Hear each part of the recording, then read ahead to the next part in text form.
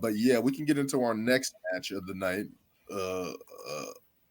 A theatrical performance between Seth Rollins and Finn Balor. Of course, Finn Balor coming out with 7 tatted on his arm since he had that shoulder injury, that shoulder separation. Was it Night of Champions or was it SummerSlam? SummerSlam. I can't remember. But in 2000, it was SummerSlam, right? Okay. He was SummerSlam in 2016. He had the 7 years on his arm, basically symbolizing how far that was and the injury. Seth Rollins always does this, and I like this, and I wish more people would do it more. He came out in the vest that he wore that night, the black and green one, basically from that pay-per-view. So that was dope to see and do that. This was a great match. I thought it was better when I watched it the second time. I actually went back and watched the last 3 matches because, as you guys know, I was killing this pay-per-view, and then I went back and watched it. I was like, okay, it's all right. But this match was pretty good. What do you guys think about this one?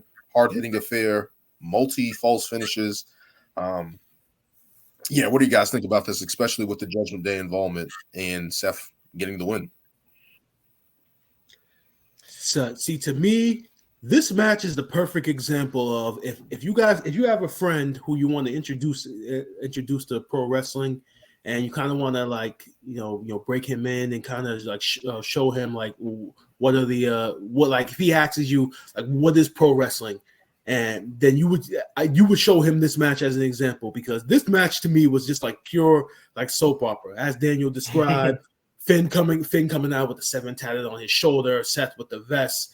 I mean, that's been the whole point of the story. They played hard to that match 7 years ago at a SummerSlam, and how the result of that match kind of altered the courses of both of their futures and such. And it was a great story. And then you had the obviously the Judgment Day getting involved. Damian Priest trying to help out, and then his help backfires. I mean, the man literally slides the briefcase into the ring. Finn Balor's looking around all confused. Seth takes advantage. So storyline wise, Finn is still responsible for this loss. I mean, I know some people on social media are going on both ways. The Priest is still responsible and such. Nah, Priest handed him the briefcase and said get to use, and Seth and Finn was just too slow with it. And then here comes Seth taking advantage. And we talked about it in the chat. We talked about it in the chat about possibly the Judgment, about the beginning of the breakup of the Judgment Day. And I think I had stated that, well, look at Dom and Rhea. Dom and Rhea are strong enough as a pair that if they were to break up, I mean, they would still be good enough as a pair right now. I mean, you see them on NXT recently. Now they're in a story now over there. So if this does lead to a Judgment Day breakup, I know we're going to get into what we saw on Raw between them, but I really don't know. But definitely love this match. Definitely was my second favorite match of the night. As far as, like I said, the storytelling and psychology goes, that this match had all of that and more. So.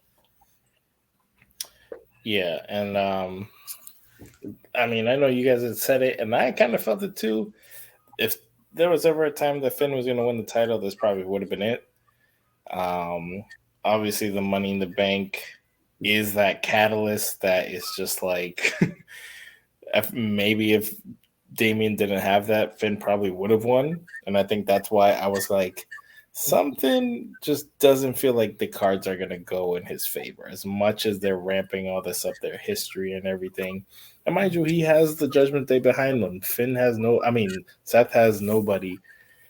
This would have been the time to do it, but that Money in the Bank, I feel, is what's kind of at least holding Finn back in that situation. So I'm very curious to see where they go with this. I really hope.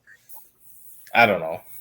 I do and don't. I do kind of want Damian to cash in and win it, but at the same time, I don't know if I see him being ready to be champ right now. So, or even dethroning Seth, I guess. I don't know. I just kind of don't see it just as how good Seth has been right now. But at the same time, he also does need new challenges, but then they're also hinting at Cody with that. So, and hey, that could also be the next thing. Whoever, if Cody's gonna challenge Seth, I mean, boom, there you have Damian. But I don't know how you guys feel. Do you want to see a successful cash in, or I feel like whoever cashes in and fails kind of takes that plummet.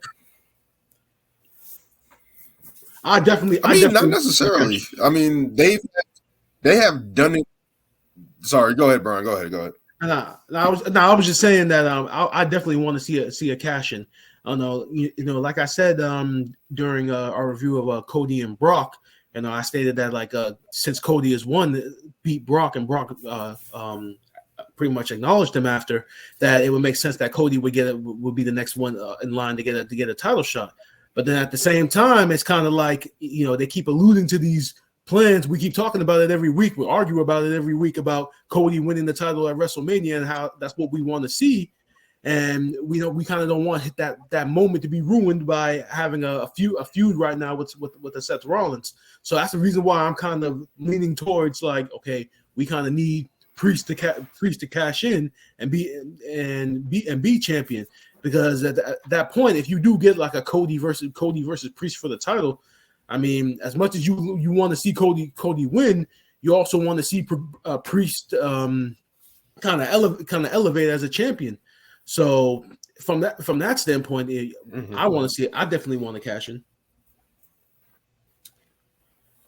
Mm-hmm. I mean, I think from the match, and I like the involvement of the briefcase. I like how they did that in the match, and how Damian was trying to be loyal to Finn and saying, "Yo, use it. Like, no, win it. I'm not going to cash in. Go win it." And them going back and forth, that little tug of war. That's overcoming the odds. I did like the psychology of that and how they played into that. In terms of what the cash-in should be, as we're going to be talking about Raw in a little bit, I do think that's a way that they can possibly get the belt offset. Because Damian Priest did say that he wouldn't cash in on Finn, right? So now that Finn's kind of out of that equation, it looks like we're going forward. That can open up the door for Damian Priest to actually go do it and actually cash in. And maybe then we see some dissension there. Between them and the Judgment Day and how they're going to look at that. But I think that's the play that they're actually going for. I don't know how that's going to play out now, because we saw what we're going to get to Raw in a moment. But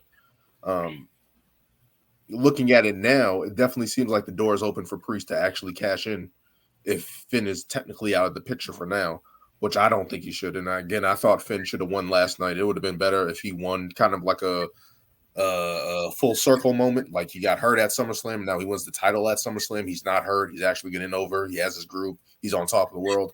I would have liked to see that play out, but we're here where we are. And I like the decision of Seth winning. Either way, it was fine. But I was like, if there was a time for Finn to win, it was probably last night. Mm-hmm. Definitely last night. But that would do it for that one. We can get into our main event of the evening. Tribal Combat!